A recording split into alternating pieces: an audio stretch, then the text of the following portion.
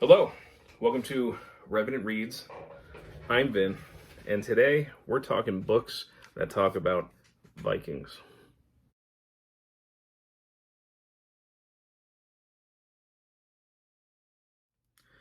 So, two books that I read in April, both had to deal with the Vikings, one of my favorite historical subjects. We're going to be talking about both of these. The first one is Neil Price's Children of Ash and Elm, A History of the Vikings, and Egils Saga, one of the Icelandic sagas. Also, during this conversation, I am going to be bringing up and talking a little bit about Robert Eggers' new film, which is still in theaters, The Northman. I've kind of been an enthusiast of the Vikings for a long time. Robert Eggers is a filmmaker that I really like. Ever since his first film came out, The Witch, in which he really looked at, he created a horror film around what the Puritans actually believed about witches. Basically taking at face value their beliefs and then creating a horror film around it. One that was in many respects very historically accurate. And then he followed it up with The Lighthouse, which, of course has some fantastical elements, but his attention to historical detail otherwise was very admirable. And then, of course, he followed it up now with something that isn't quite exactly a horror film, but certainly has horror elements, and that is The Northman, at least a version of the story of Amleth, which the old legend that ended up basically inspiring Shakespeare's Hamlet. So I've been looking forward to this movie coming out for a long time, and then I found out its release date here in the US was April 22nd, which also is my birthday. So I told my wife, I said, The Northman comes out on my birthday. You now know how we are going to celebrate. And that's what we did. My parents took the kids for the night, so we went out for dinner and a movie, and I had a great time with it. This video is not going to be a review of that film, but I will talk a little bit about it in as non-spoilery as possible. I will say I really like the film, and I really haven't stopped thinking about it ever since seeing it. And I'm bringing up the film especially because I feel like my enjoyment of these books was enhanced by that film. And also, my enjoyment of the film was enhanced by these books. They all work together to create a very satisfying month of April for me, and especially that birthday weekend, which was quite great. So I will talk a little bit about that movie here and there as I go through. Now, one of the reasons also that it's relevant is because Neil Price, okay, who wrote this, he was one of the consulting historians, and for that film. And I will say, you can tell there are elements inside that movie that I absolutely see reflected in here. Things that were put in the movie that Price was careful to emphasize quite a bit. So let's start with the conversation, at least about this book.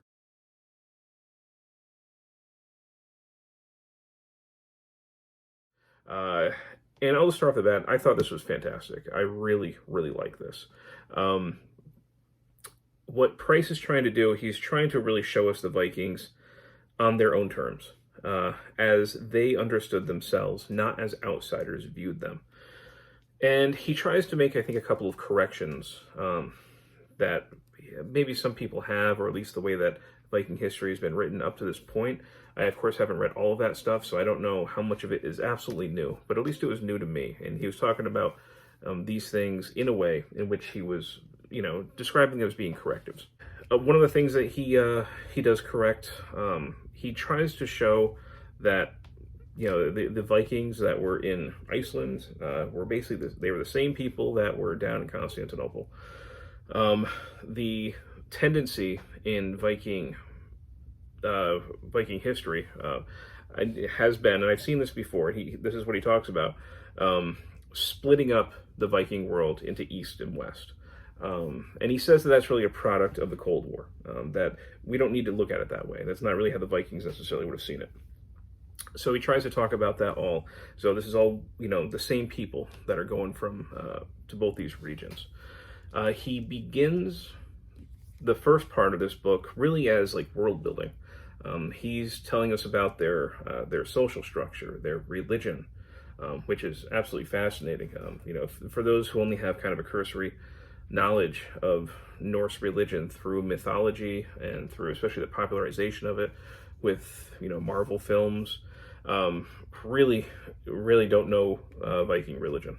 I know that one of his previous book was The Viking Way, all about their religion. That might have also been his based on his dissertation. And that stuff is really, really fascinating. Probably my favorite part of the book.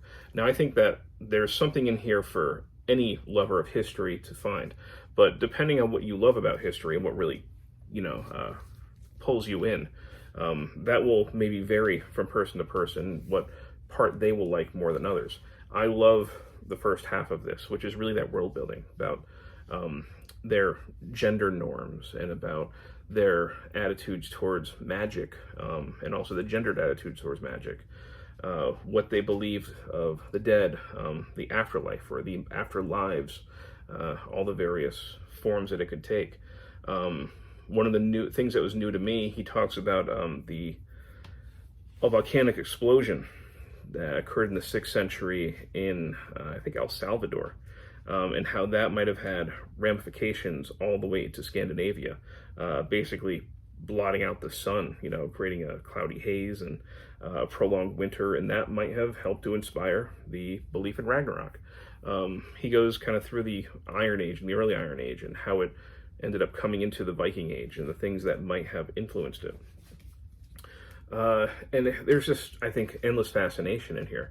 The second part deals more with some of the more specific conquests and the mercantile routes that were originally created, that then became basically invading routes, prompted by what he refers to as sea kings.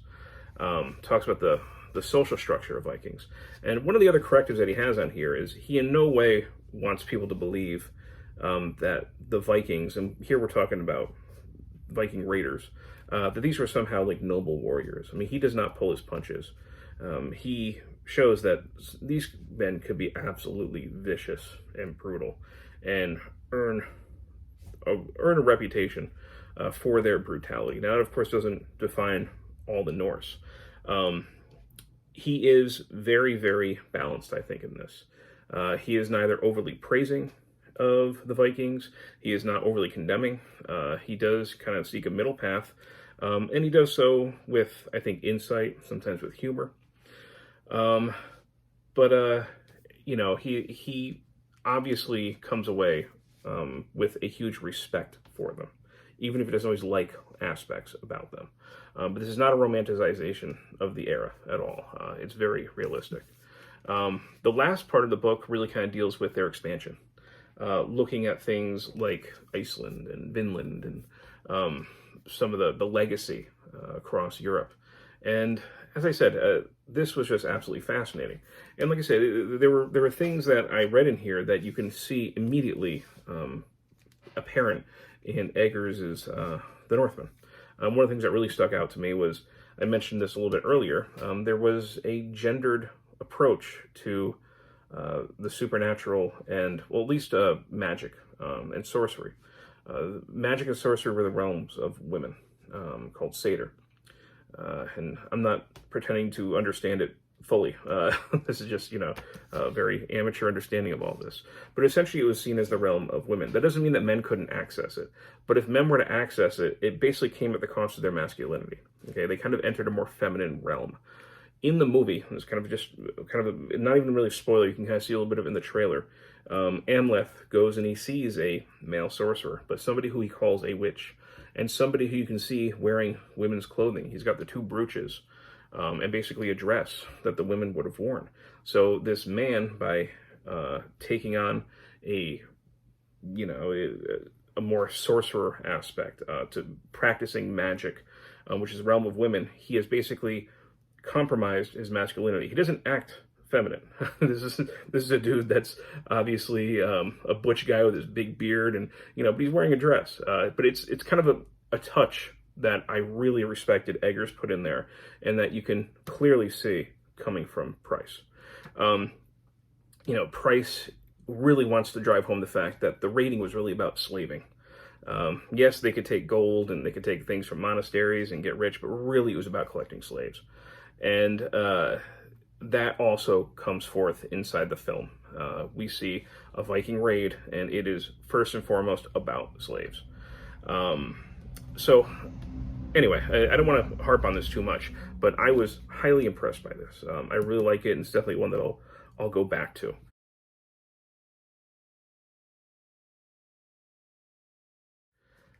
In addition, I said for Sagalong, which is a annual YouTube event, booktube event, I should say, where people read the sagas, the Icelandic sagas. Last year it was Njal Saga, which I really liked, and this year it's Egils Saga that we read. And I really like this one. I liked, it's very different from Njal Saga. Njal Saga was very much one of the family sagas. And Njal Saga has these amazing moments in it, actually getting into really detailed moments. You have, these amazing warriors. You have Njal, who's much more, I think, personable, a little more a gentle individual. You have one of the best dogs, I think, in the sagas, Sam. I don't know how many dogs show up, but I loved Sam in there. And but Njal Saga does feel a little bit meandering at times, a little bit disjointed almost. And you don't get that from Egil Saga. It feels more novelistic. It feels, he's not really in it for the first maybe quarter, almost third of the book, I think. It talks about his grandfather and his father and uncle and what happened with them. And then it gets finally into Egil when he's young. A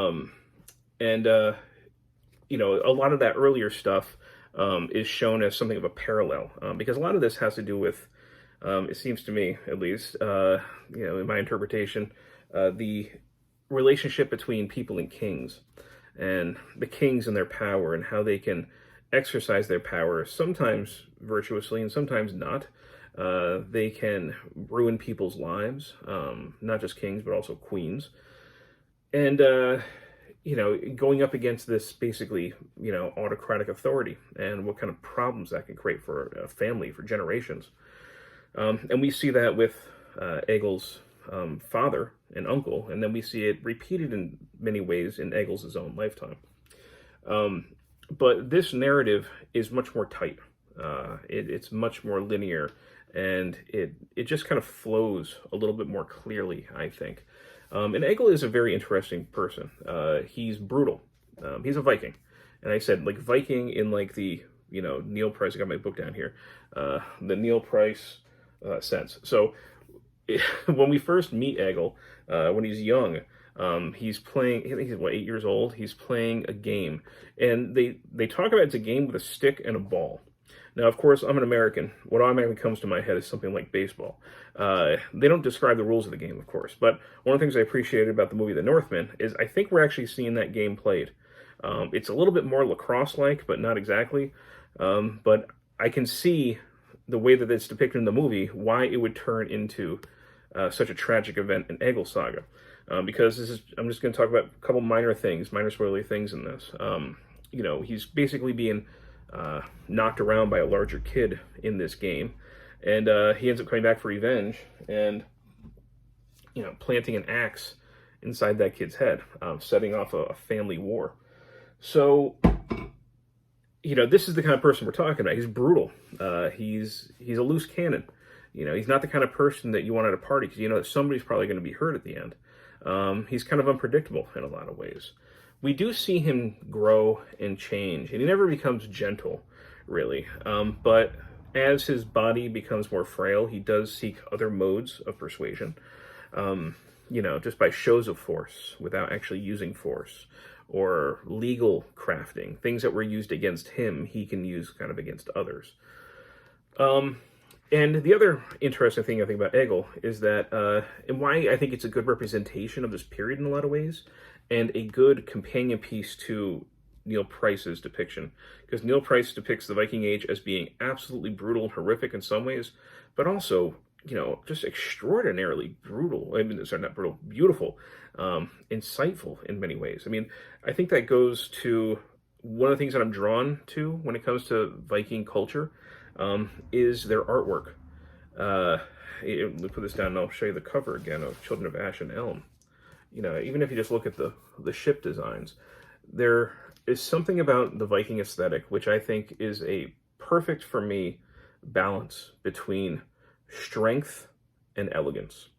And we see that as well with the Viking people, I think, in Price's depiction of them, but also in Egil. He is somebody who is brutal, he is crude, he almost drowns one guy in vomit, which is a pretty funny and memorable scene, but he's also a poet. He's known for his words. He is somebody who causes a whole lot of death and destruction and puts like a runic, almost like totem curse on an island. But at the same time, he'll then woo people with his poetry, with his wordsmithing. The poetry was incredibly important to the Norse people. Odin basically stole the meat of poetry. And there's a really effective scene here, actually, when Egil is an older man. He had just lost one son, then he loses another son to drowning. And there is a very long poem of mourning where he basically talks about how dearly he misses his son. And it's effective. I mean, we're talking this is based on a character, or I guess a real person who existed in the 10th century. But of course, it was written down in the 13th century by Christians. So much had changed about since this was written down. But something that's even 800 years old is still emotionally effective in so many ways with that mourning. And we kind of see, it looks like that's a scene where it seems his daughter is almost tricking him out of his incapacitating grief that he's feeling for his son by getting his emotions out. It's very interesting, I thought.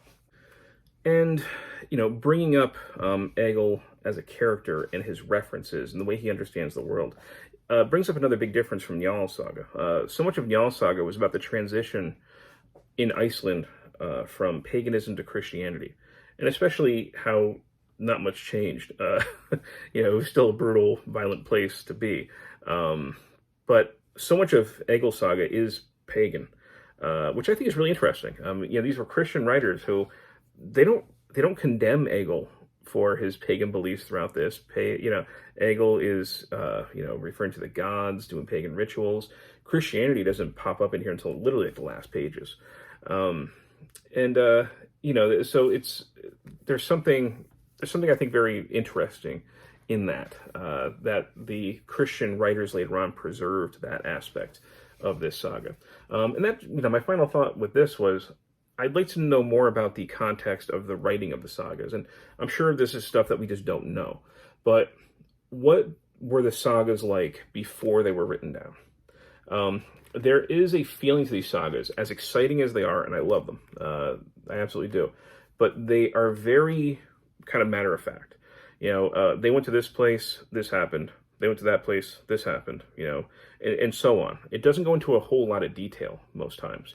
But then you also have these, long passages of poetry preserved, which is very kind of in contrast to that writing style. And it made me wonder if what we end up having, is this like almost like a Cliff Notes version of what the saga would have been? When it was shared orally, how much more detail would have been in there? I wonder how much of this was influenced by just the way that the Gospels were written. It's very kind of, we did this, they did that, anyway, that's just something I'm curious about. And how much paganism was still inside Egils Saga made me think of it. But I had a really fun reading month with these two. So once again, read Children of Ash and Elm, A History of the Vikings. And I should mention, I read this as a buddy read with Mark over at Book Time with Elvis. I think at this point he's still reading it.